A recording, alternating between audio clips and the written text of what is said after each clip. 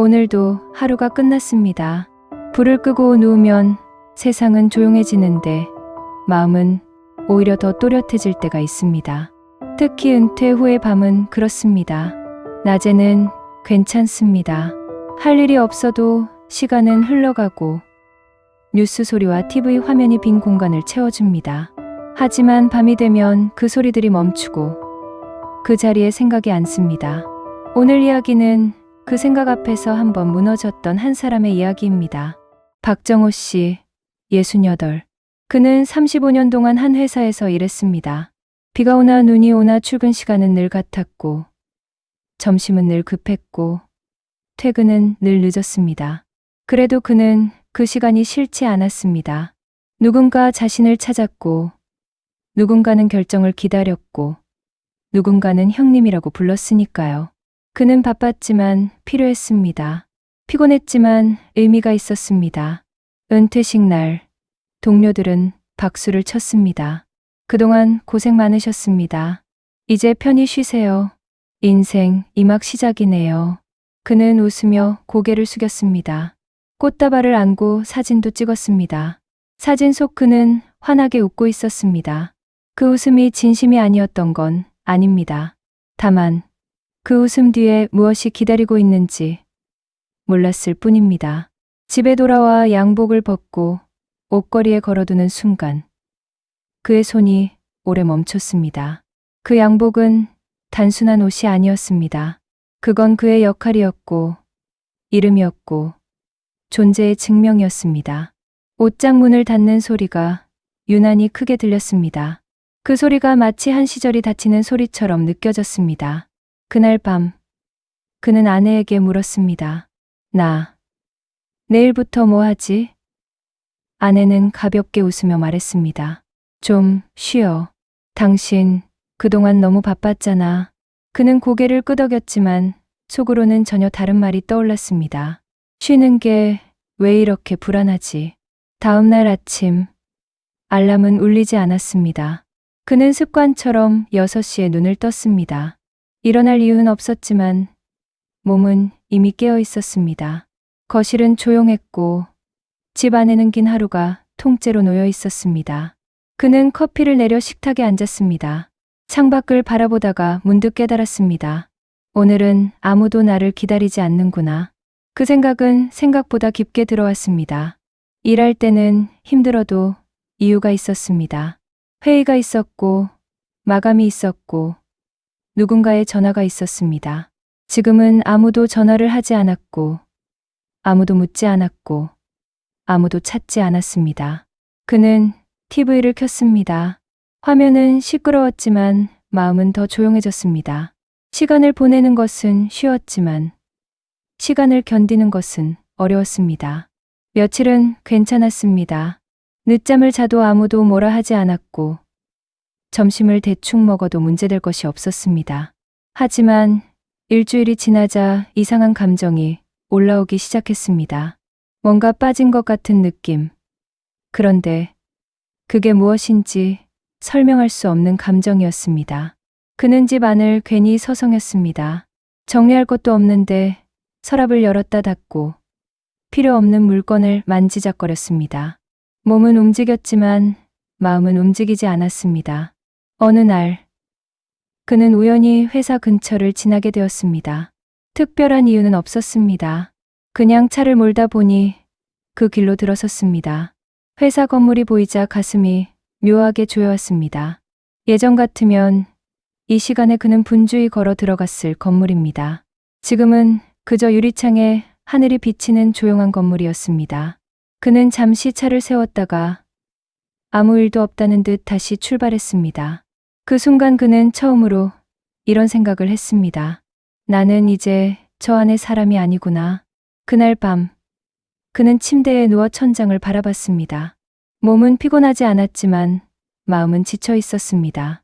이상하게도 아무 일도 하지 않았는데 하루가 무겁게 느껴졌습니다. 그리고 아주 작은 목소리가 마음속에서 올라왔습니다. 혹시 나는 이제 필요 없는 사람이 된 걸까? 그 질문은 크게 소리치지 않았습니다. 대신 조용히 그러나 집요하게 반복되었습니다. 필요 없는 사람, 쓸모없는 사람, 끝난 사람. 그는 그 생각을 밀어내려 했지만 생각은 밤이 깊어질수록 더 또렷해졌습니다. 은퇴는 일을 그만두는 일이라고 생각했습니다. 그런데 막상 겪어보니 역할을 내려놓는 일이었습니다. 그리고 역할이 사라지자 자신이 누구인지도 함께 흐려지기 시작했습니다. 그는 그날 밤 쉽게 잠들지 못했습니다. 불을 끄고 누워 있었지만 마음은 계속 움직이고 있었습니다. 아직 아무 일도 일어나지 않았습니다. 아직 큰 갈등도 없었습니다. 하지만 무언가가 천천히 아주 조용히 무너지고 있었습니다. 그리고 그는 아직 몰랐습니다. 그 무너짐이 언젠가 자신을 다시 세우는 시작이 될 거라는 것을. 은퇴 후 처음 몇 주는 생각보다 빠르게 지나갔습니다. 사람들은 좋겠다라고 말했고 그는 어색하게 웃으며 고개를 끄덕였습니다. 하지만 시간이 조금 더 흐르자 이상한 감정이 스며들기 시작했습니다. 바쁜 일정이 사라진 자리에 여유가 들어온 줄 알았는데 그 여유는 곧 공백처럼 느껴졌습니다. 하루는 길었고 저녁은 빨리 왔고 밤은 더 길어졌습니다. 어느 날 친구들 단체 채팅방에 메시지가 올라왔습니다. 나 골프 레슨 시작했다. 우리 부부 한 달 살기 간다. 손주 봐주느라 정신없다. 사진도 함께 올라왔습니다. 환하게 웃는 얼굴들, 푸른 잔디, 바닷가, 풍경. 그는 화면을 한참 바라보다가 조용히 휴대폰을 내려놓았습니다. 그 순간 마음속에서 아주 작은 비교가 시작됐습니다. 다들 뭔가 하고 있네. 나는 뭐 하고 있지? 그 생각은 처음엔 가볍게 스쳤지만 하루 이틀 지나자 점점 무게를 가졌습니다. 그는 괜히 집 안을 정리하고 필요 없는 물건을 버리고 서랍을 열었다 닫았습니다. 하지만 정리되는 건 집 안뿐이었고 마음은 여전히 어수선했습니다. 아내는 눈치가 빨랐습니다. 요즘 왜 이렇게 말이 없어? 그 질문에 그는 대수롭지 않게 대답했습니다. 그냥 좀 피곤해서. 하지만 사실은 피곤한 게 아니라 불안한 것이었습니다. 이유 없이 마음이 예민해졌고 작은 말에도 날이 섰습니다. 오늘 마트 같이 갈래? 그런 거 당신 혼자 하면 되지. 왜 그렇게 퉁명스러워? 내가 뭐 어쨌다고. 대화는 짧아졌고 공기는 무거워졌습니다. 아내는 한숨을 쉬며 말했습니다. 당신 요즘 계속 화가 나 있어. 그는 순간 발끈했습니다. 내가 뭘 화를 내. 그냥 가만히 있는 거지. 아내는 조용히 대답했습니다. 가만히 있는 게 아니라 자꾸 다치는 것 같아. 그 말이 이상하게 가슴을 건드렸습니다. 다친 사람. 그는 그날 밤 거실에 혼자 앉아 있었습니다. TV는 켜져 있었지만 내용은 귀에 들어오지 않았습니다. 대신 과거의 장면들이 떠올랐습니다. 현장에서 누군가 자신의 판단을 기다리던 순간, 후배가 조언을 구하던 목소리, 바쁘게 울리던 전화벨. 그때는 힘들었지만 자신이 필요하다는 확신이 있었습니다. 지금은 다릅니다. 아무도 묻지 않고, 아무도 찾지 않고, 아무도 기다리지 않습니다. 그는 스스로에게 묻기 시작했습니다. 나는 이제 무엇으로 존재를 증명하지? 회사라는 이름이 빠지자, 직함이 사라지자, 자신이 얼마나 빈약해 보이는지 깨닫게 되었습니다. 밤이 되면 그 생각은 더 선명해졌습니다. 낮에는 비교가 시작되고 밤에는 자책이 깊어졌습니다. 나는 왜 아무것도 하지 않을까? 나는 왜 새로운 걸 시작하지 못할까? 다들 잘 사는 것 같은데 왜 나만 멈춰 있는 것 같을까? 그는 점점 말이 줄어들었고 웃음도 줄어들었습니다. 아내는 걱정스러운 눈으로 바라봤지만 그는 애써 괜찮은 척했습니다. 나 괜찮아. 그냥 좀 쉬는 거야. 하지만 그 말은 스스로에게 하는 변명이었습니다. 사실 그는 쉬고 있는 게 아니라 방향을 잃고 서 있었습니다. 어느 저녁 결국 갈등이 터졌습니다. 아내가 조심스럽게 말했습니다. 당신, 뭐라도 해보면 어때? 산책이라도, 봉사라도. 그 말이 왜 그렇게 자존심을 건드렸는지 모릅니다. 내가 지금 뭘 할 수 있는데, 나 이제 끝난 사람인데, 그 말이 입 밖으로 나오는 순간, 그는 스스로도 놀랐습니다. 끝난 사람, 그 단어가 이렇게 쉽게 튀어나올 줄 몰랐습니다. 아내는 한동안 말이 없었습니다. 그리고 조용히 말했습니다. 당신이 끝났다고 생각하면 진짜로 끝나는 거야. 그날 밤 그는 침대에 누워 천장을 바라봤습니다. 몸은 멀쩡했지만 마음은 깊은 어둠 속에 있는 느낌이었습니다. 은퇴는 생각보다 조용하게 사람을 흔듭니다. 큰 사건 없이 천천히 자존감을 깎아내립니다. 그리고 그는 처음으로 인정했습니다. 나는 지금 무너지고 있다. 하지만 그는 아직 몰랐습니다. 이 무너짐이 끝이 아니라 누군가의 전화 한 통으로 다시 흔들리게 될 거라는 것을. 갈등이 있고 난 뒤의 집은 이상하게 더 조용합니다. 크게 싸운 것도 아니었지만 서로의 말이 마음에 걸려 남아 있었습니다. 그는 괜히 더 말이 없어졌고 아내도 더 이상 건드리지 않았습니다. 같은 공간에 있지만 각자 다른 생각 속에 있는 느낌이었습니다. 그날 오후 그는 소파에 앉아 멍하니 창밖을 보고 있었습니다. 햇빛은 따뜻했지만 마음은 따뜻하지 않았습니다. 그때 휴대폰이 울렸습니다. 화면에 뜬 번호는 저장되어 있지 않은 낯선 번호였습니다. 그는 한 번 울리게 두었습니다. 받을 이유가 없다고 생각했습니다. 그런데 이상하게도 두 번째 진동이 시작되자 손이 저절로 휴대폰을 들었습니다. 여보세요.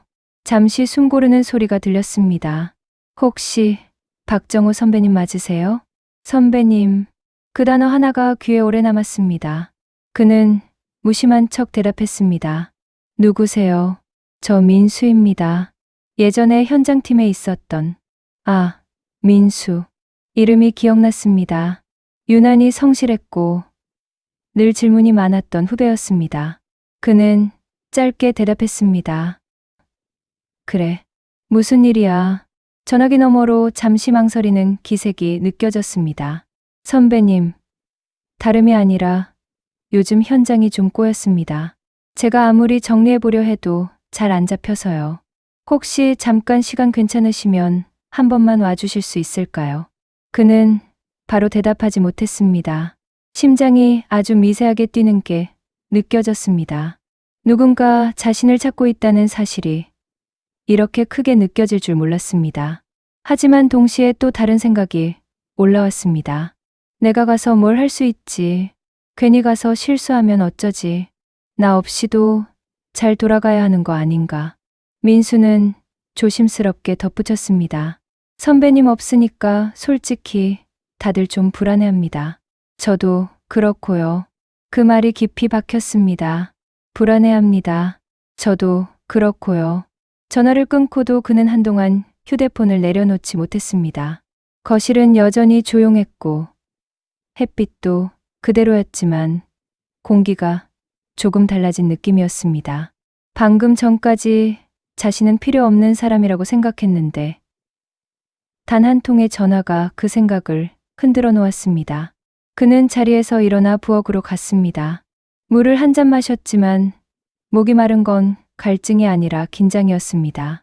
다시 소파에 앉자 마음속에서 두 개의 목소리가 싸우기 시작했습니다. 가지 마라.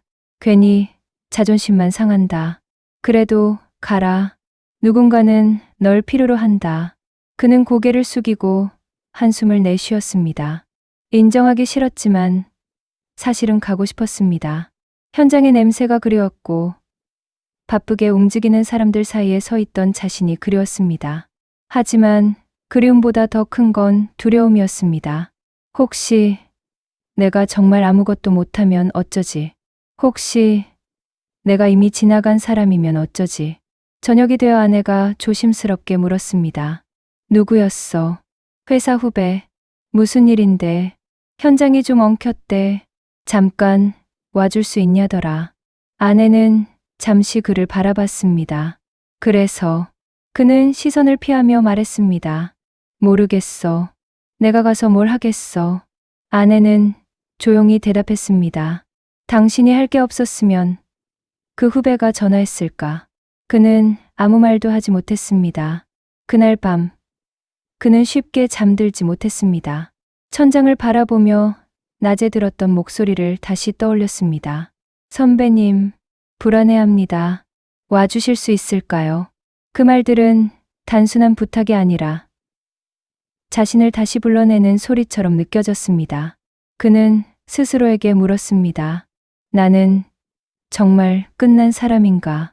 아니면 내가 끝났다고 믿고 있었던 건가? 시계 초침 소리가 유난히 크게 들렸습니다. 방 안은 어두웠지만 생각은 또렷했습니다. 만약 가지 않는다면 그는 다시 소파에 앉아 같은 하루를 반복할 것입니다. 만약 간다면 적어도 오늘과는 다른 하루가 시작될지도 모릅니다. 그는 자리에서 천천히 일어나 옷장을 열었습니다. 은퇴식 날 걸어두었던 양복이 눈에 들어왔습니다. 손으로 천을 쓸어보며 조용히 중얼거렸습니다. 딱 하루만. 거창한 결심은 아니었습니다. 인생을 바꾸겠다는 다짐도 아니었습니다. 그저 하루만 자신을 시험해보자는 작은 선택이었습니다. 그리고 그는 그 작은 선택이 자신을 다시 움직이게 할지 아직 알지 못했습니다. 하지만 분명한 건 하나였습니다. 오늘 밤은 어제와는 조금 달랐습니다. 다음 날 아침, 그는 평소보다 일찍 눈을 떴습니다. 알람도 없었는데 몸이 먼저 깨어났습니다. 심장이 조금 빠르게 뛰고 있었습니다. 긴장 때문인지, 기대 때문인지 스스로도 구분이 되지 않았습니다. 침대 가장자리에 앉아 한동안 가만히 숨을 고르다가 천천히 일어났습니다. 옷장을 열자 어제 만져보았던 양복이 눈에 들어왔습니다. 잠시 망설였지만 결국 꺼내 들었습니다. 셔츠 단추를 하나씩 채우는 손끝이 묘하게 떨렸습니다. 거울 속 자신의 모습이 낯설게 느껴졌습니다. 은퇴식 날 이후 처음 입는 양복이었습니다. 그날은 끝이라는 느낌이었다면 오늘은 시험대에 오르는 기분이었습니다. 아내는 아무 말 없이 그를 바라봤습니다. 대신 짧게 말했습니다. 잘 다녀와. 그 한마디에 그는 고개만 끄덕였습니다. 응원인지 걱정인지 믿음인지 여러 감정이 섞여 있었지만 그는 묻지 않았습니다. 회사 근처에 다다르자 가슴이 더 조여왔습니다. 건물은 그대로였고 간판도 그대로였지만 자신은 달라진 사람처럼 느껴졌습니다. 주차를 하고 한동안 차에서 내리지 못했습니다. 손을 핸들 위에 올린 채 스스로에게 물었습니다. 괜히 온 건 아닐까? 그때 휴대폰이 울렸습니다. 민수였습니다. 선배님, 도착하셨어요? 그 목소리는 긴장과 기대가 동시에 담겨 있었습니다. 그는 짧게 대답했습니다. 응, 들어간다. 현장 안으로 들어서는 순간 익숙한 기계 소리와 냄새가 한꺼번에 밀려왔습니다. 몇몇 직원들이 그를 보고 놀란 눈으로 고개를 들었습니다. 선배님. 누군가는 반갑게 웃었고 누군가는 어색하게 인사를 했습니다. 그 짧은 눈맞춤 속에서 그는 이상한 감정을 느꼈습니다. 아직 자신을 기억하고 있다는 안도감이었습니다. 민수는 얼굴이 잔뜩 굳은 채 다가왔습니다. 와주셔서 감사합니다. 지금 자제 흐름이 꼬여서 납기 맞추기 힘들 것 같습니다. 서류와 도면을 받아든 순간 정우 씨의 손이 멈췄습니다. 머리가 하얘지는 느낌이 잠깐 스쳤습니다. 혹시 내가 정말 감을 잃은 건 아닐까? 하지만 몇 분이 지나자 몸이 먼저 반응하기 시작했습니다. 어디서 흐름이 막혔는지, 어떤 순서가 뒤틀렸는지 눈에 들어오기 시작했습니다. 그는 깊게 숨을 들이마시고 말했습니다. 이건 여기서 끊어야 돼. 지금 속도 올리려고 하지 말고 순서를 다시 잡자. 목소리는 생각보다 단단했습니다. 사람들이 그의 말을 따라 움직이기 시작했습니다. 그는 누구를 다그치지 않았습니다. 대신 하나씩 짚어줬습니다. 이건 내 잘못이 아니다. 시스템이 밀린 거야. 지금 필요한 건 빠름이 아니라 정확함이야. 그 말들은 현장을 안정시키는 힘이 있었습니다. 2시간이 흐른 뒤 엉켜있던 작업 흐름이 조금씩 정리되었습니다. 기계 소리는 여전히 컸지만 공기는 전보다 덜 날카로웠습니다. 민수는 한숨을 길게 내쉬며 말했습니다. 선배님, 저 솔직히 제가 무능한 줄 알았습니다. 그 말에 정호 씨의 가슴이 철렁 내려앉았습니다. 어젯밤 자신이 했던 생각과 너무 닮아 있었기 때문입니다. 그는 잠시 민수를 바라보다가 천천히 말했습니다. 무능한 게 아니라 혼자 버티느라 지친 거야. 그 말을 내뱉는 순간 그는 깨달았습니다. 그 말은 민수에게만 하는 말이 아니었습니다. 스스로에게도 하는 말이었습니다. 나는 무능한 게 아니라 혼자 버티느라 지친 거였구나. 일이 어느 정도 정리되고 직원들이 다시 제 자리로 돌아갔을 때 현장은 처음보다 훨씬 안정되어 있었습니다. 누군가 작은 박수를 쳤고 어색하지만 따뜻한 웃음이 번졌습니다. 그는 그 장면을 바라보며 묘한 울컥함을 느꼈습니다. 누군가에게 여전히 도움이 된다는 감각. 그 감각이 이렇게 강할 줄 몰랐습니다. 회사 문을 나서는 순간 햇빛이 눈부시게 느껴졌습니다. 차에 올라 시동을 걸었지만 바로 출발하지 못했습니다. 두 손을 핸들 위에 올린 채 고개를 숙였습니다. 눈물이 천천히 고였습니다. 슬퍼서가 아니었습니다. 오랫동안 막혀있던 숨이 이제야 풀리는 느낌이었습니다. 그는 속으로 중얼거렸습니다. 나 아직 끝난 거 아니구나. 돌아오는 길, 하늘은 유난히 맑았습니다. 라디오를 틀지 않았지만 차 안은 조용하지 않았습니다. 마음속에서 무언가가 다시 움직이고 있었기 때문입니다. 거창한 성공도 아니었고 다시 직장인이 된 것도 아니었습니다. 하지만 분명한 변화가 있었습니다. 그는 다시 서 있는 사람이 되어 있었습니다. 그리고 그는 이제 알기 시작했습니다. 사람을 살리는 건 거대한 기회가 아니라 단 한 번의 작은 부름일지도 모른다는 것을. 집 문을 열고 들어왔을 때 집 안은 평소와 다르지 않았습니다. 신발은 그대로 놓여 있었고 식탁 위에는 아내가 정리하다만 물컵이 있었습니다. 모든 것이 그대로인데 이상하게도 공기가 달라 보였습니다. 달라진 건 집이 아니라 그 자신이었습니다. 아내가 부엌에서 나왔습니다. 눈빛으로 먼저 묻고 있었습니다. 어땠어? 그는 잠시 웃었습니다. 아주 오래간만에 자연스럽게 나온 웃음이었습니다. 생각보다 괜찮았어. 그 말에는 많은 것이 담겨 있었습니다. 내가 아직 할 수 있다는 안도감, 아직 필요하다는 확인, 그리고 스스로에 대한 작은 용서. 저녁을 먹으며 그는 천천히 오늘 이야기를 꺼냈습니다. 현장이 얼마나 어수선했는지, 민수가 얼마나 지쳐 있었는지, 사람들이 얼마나 불안해했는지, 그리고 마지막에 이렇게 덧붙였습니다. 나 없이도 돌아가야 하는 건 맞는데 그래도 내가 있으면 조금은 덜 흔들리더라. 아내는 조용히 듣고 있다가 말했습니다. 당신 표정이 달라졌어. 그는 웃으며 고개를 저었습니다. 나 사실 무서웠어. 내가 끝난 사람인 줄 알았거든. 말하는 순간 목이 잠시 메었습니다. 아내는 그를 바라보며 천천히 말했습니다. 끝난 사람은 누가 찾지도 않아. 그 말은 단순했지만 깊었습니다. 그는 그제야 깨달았습니다. 자신을 무너뜨린 건 현실이 아니라 스스로 만들어낸 결론이었다는 것을. 나는 끝났다는 그 생각이 자신을 가두고 있었던 것입니다. 그날 밤 그는 다시 침대에 누웠습니다. 며칠 전과 똑같은 자리, 똑같은 천장. 그런데 느낌은 완전히 달랐습니다. 여전히 은퇴한 사람이고 여전히 매일 출근하는 건 아닙니다. 하지만 오늘은 다릅니다. 오늘 그는 누군가의 하루를 조금은 가볍게 만들어준 사람이었습니다. 그는 생각했습니다. 은퇴는 역할이 사라지는 게 아니라 역할이 바뀌는 거구나. 직함은 내려놓았지만 경험은 남아있고 자리는 떠났지만 삶은 계속된다는 것을.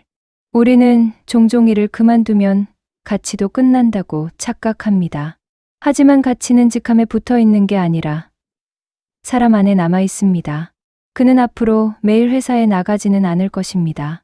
대신 일주일에 한 번, 혹은 누군가가 필요할 때 잠시 들를지도 모릅니다. 그것만으로 충분했습니다. 중요한 건 빈 시간을 완전히 채우는 게 아니라 자신이 여전히 움직이고 있다는 감각이었습니다. 그리고 무엇보다 그는 더 이상 자신을 끝난 사람이라고 부르지 않기로 했습니다. 대신 이렇게 말하기로 했습니다.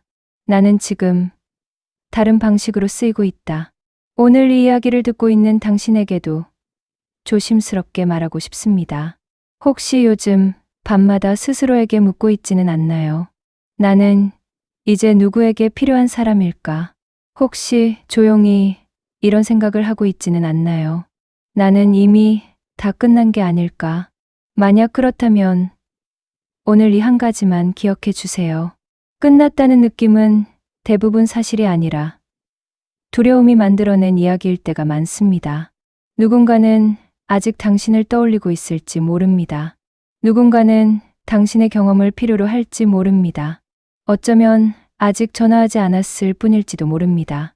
그러니 내일 아주 작은 움직임 하나를 만들어 보세요. 먼저 안부를 묻는 전화 한 통, 잠시 들르는 모임, 짧은 산책, 작은 봉사. 거창할 필요는 없습니다. 삶은 큰 결심보다 작은 선택에서 다시 움직이기 시작합니다. 정호 씨를 살린 건 성공이 아니었습니다. 단 한 통의 전화, 그리고 딱 하루만 해보겠다는 작은 결심이었습니다. 인생의 후반부는 속도로 증명하는 시간이 아니라 깊이로 남는 시간입니다.